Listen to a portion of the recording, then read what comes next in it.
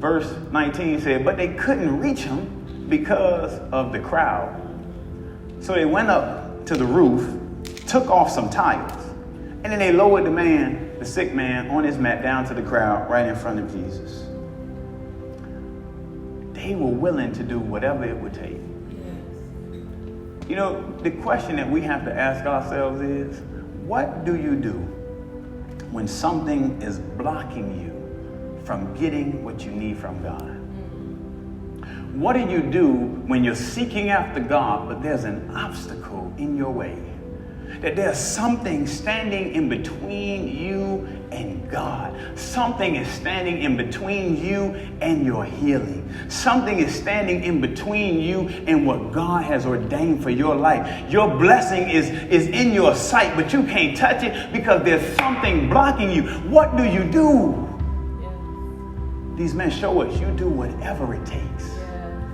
You become so determined that you refuse to stand on the outside of what God has for you. You begin to get so filled and so inspired that you say, if I've got to move some stuff out of my way to get what God has for me, I'm willing to do that. We didn't come this far to stay on the outside of your healing. We brought you to the Lord. And if people are going to stop us, the devil is a lie. We're going in. If we got to climb to the top and pry up some tiles, you're getting healed today. What a mindset. Whatever it takes. Just touch your neighbor and say, whatever it takes. Whatever it takes. Whatever it takes for you to step into your purpose.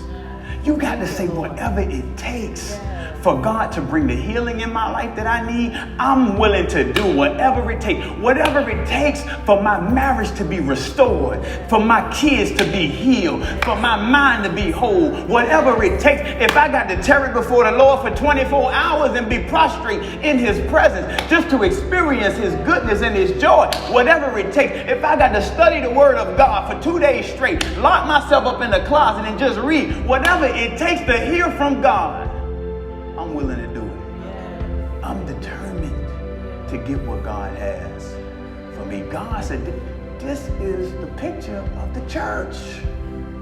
He said, as believers, you got to see how these men were operating and take on the same characteristics.